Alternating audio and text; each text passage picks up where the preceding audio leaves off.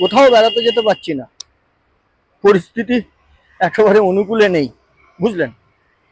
তা কোথাও যাব না, তাই আজকে চলে এসেছি 150 বছরের এক পুরনো জৈন মন্দির দেখতে। এটা একেবারে খাস কলকাতায় অবস্থিত। চলুন কিভাবে যাবেন সব দেখাচ্ছি। এই শোভাবাজার মেট্রো স্টেশন নেমে 1 নম্বর গেট দিয়ে বেরিয়ে এখানে সব অটো স্ট্যান্ড আছে, এই অটো করেই যেতে হবে।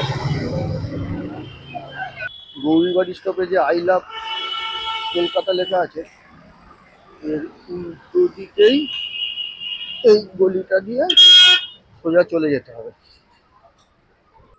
গৌরীবাড়ি স্টপেজ থেকে মিনিট 2-3 হাঁটলেই আর কি ওই জৈন মন্দিরে পৌঁছে যাবেন। আর শোভাবাজার স্টেশন থেকে মিনিট 4-5 লাগলো এই গৌরীবাড়ি স্টপেজ আসতে। ভাড়া পড়লো 12 টাকা।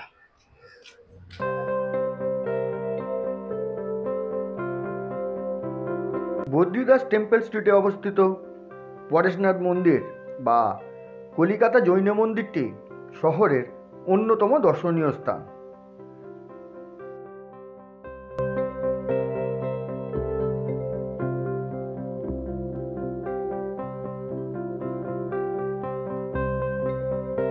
এখানে মোট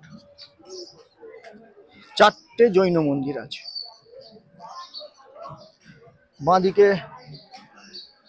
প্রথম এই মন্দিরটা পড়বে। চলুন আগে এই মন্দিরটা ভিতরটা ঢুকে দেখে আসি।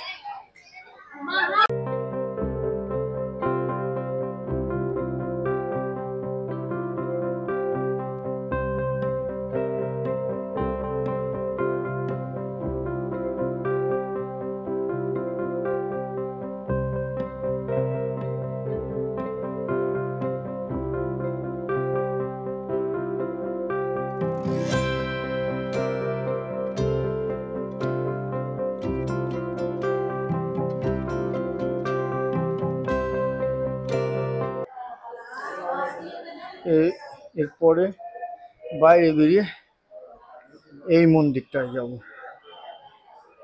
তারপর পাশাপাশি আরো দুটো মন্দির আছে, সবকটাই দেখব।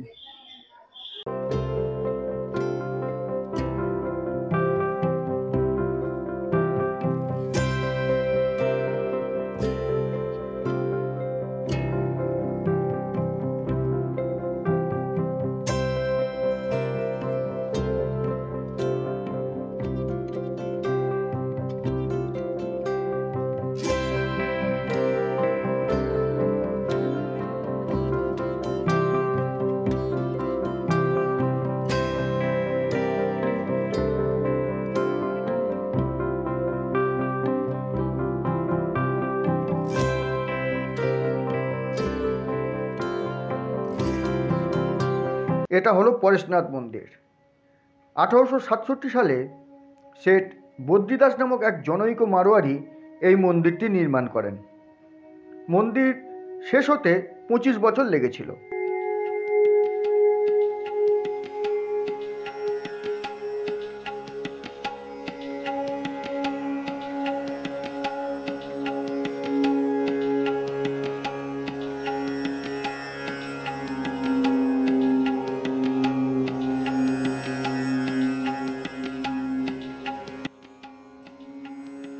মন্দিরের ভিতরে ছবি তোলা বারণ।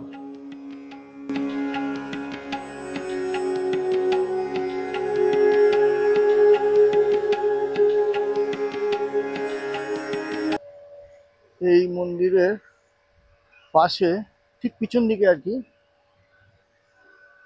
এই শ্বেতম্বর মন্দির আছে, শ্রী জৈন শ্বেতম্বর দাদাজি কা টেম্পল।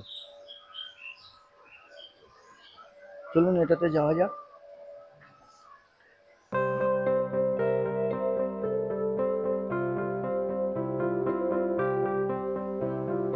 উল্টোডাঙ্গা স্টেশন থেকেও আসা যায়। উল্টোডাঙ্গা স্টেশনে নেমে একটা অটো করে গৌরীবাড়ি স্টপেজ, তারপর 2 মিনিট হেঁটে এই জৈন মন্দির।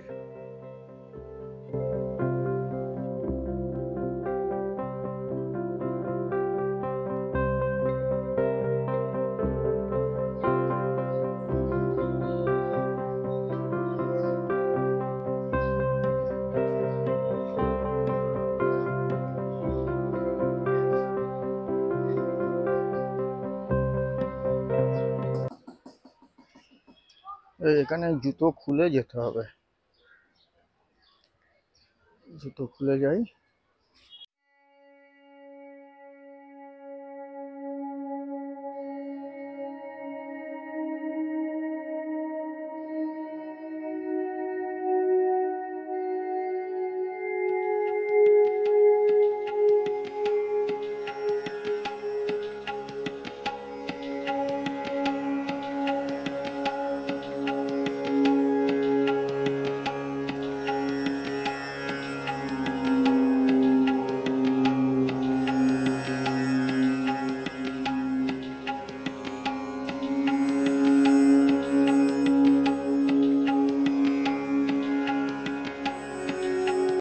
এখানে আর কি পাশাপাশি অনেকগুলো মন্দির আছে, সামনে আরেকটা মন্দির আছে, চলুন সেটা কিরকম দেখাচ্ছি।